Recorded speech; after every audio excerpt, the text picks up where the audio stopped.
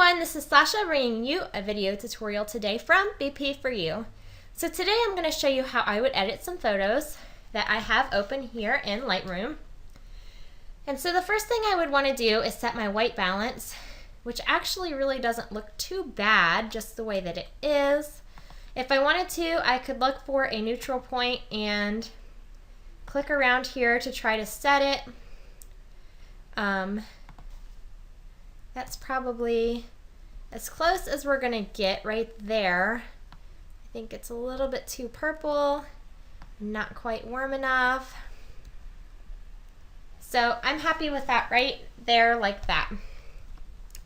So the next thing I'm gonna do here is I'm gonna look at my histogram, and I can see that I'm lacking just a little bit here in the whites.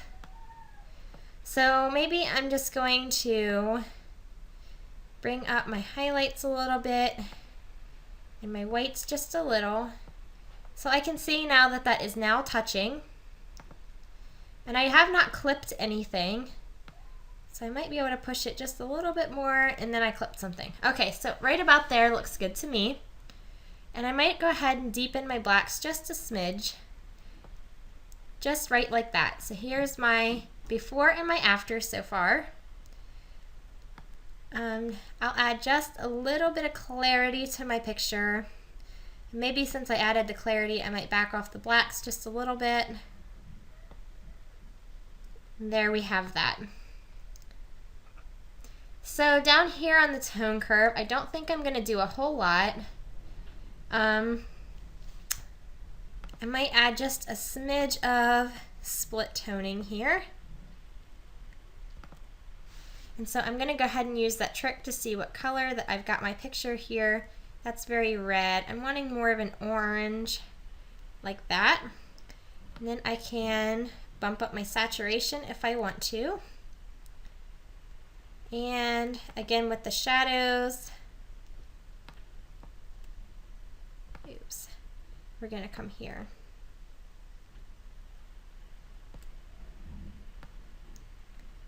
With the shadows, I can bring that up as well.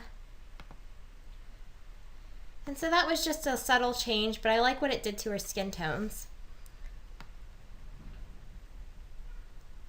And then I can see whether I want that to be balanced or not, but really the colors are pretty similar, so I'll just leave that at 0. I'm going to come in here and add a little bit of sharpening. So let's look at the picture here. I can see that I've got quite a bit of grain as well. So I want to come down here, and I want to first, I'm going to mask, because remember, white reveals, black conceals, and that helps with some of that skin tone a little bit. The detail panel, I'm not going to add a lot of that in there. My radius, I have that like that. Okay, now I'm going to go ahead and I'm going to add a little bit of this luminance. And I'll add a little contrast. Maybe a little more sharpening to make up for what I added. Before and after. Okay. And zoom out of that. Then I'm going to come down here to lens corrections, and I'm going to go ahead and I'm going to rotate this photo because I could see that this line here on the wall wasn't quite right, and I'm going to enable my regular lens profile corrections, which I can see has now clipped something on my wall up here. So I'm just going to bring my highlights down just to fix that, and then scroll back down here to my lens corrections. So now I'm pretty happy with just that rotate. I can see now that that line on the wall was straight. The bedpost looks pretty straight, so I'm just going to constrain my crop, and that's going to pull that in for me.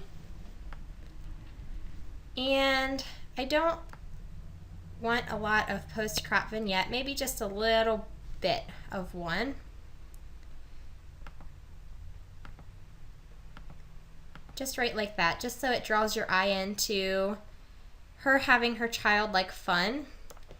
And I'll look here briefly through these camera calibrations to see if there's one that I like better, but I'm pretty happy, I think, with the Adobe standard. Okay, so now I've got my picture edited, and I'm just going to highlight the rest of these, and I'm going to push the sync button. So now I'm going to decide what I want to sync. So I'm going to click on Sync All, and then I'm going to remove the lens correction here. I'm going to leave on the lens profile correction, but I'm going to take the rest of that off because the other ones may not need rotated like this one did. And looking down through here, I think I'm going to keep everything else that I've got going on here.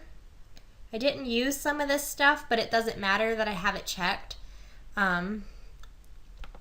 Because since I didn't use it, it's just not going to really apply anything to that. So now if I come over here and I look at the rest of my photos, I can see that the changes have all been applied. I can see here that my histogram looks pretty good. This one I don't think I need to rotate, so I think I'm done with that one. Again, that one I don't think I need to rotate. This one I think I'm going to rotate just a little bit because of the bed.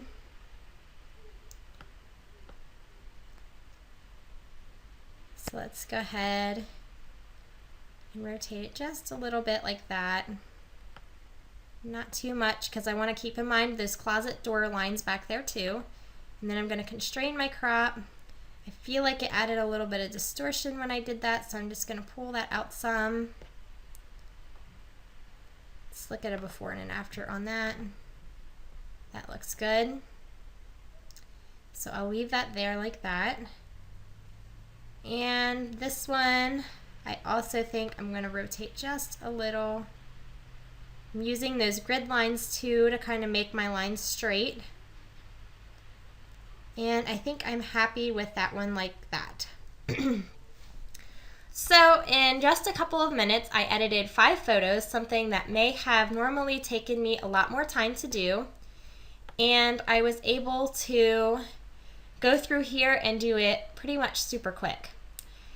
So that is a really neat trick that is pretty awesome to know, is how to go ahead and batch edit. It's called batch editing. And it's really great because it really speeds up your workflow, great for wedding sets or just sets of your kids being goofy at home that are all taken with similar settings and can be edited the same way. So thank you for watching this video tutorial. Happy editing!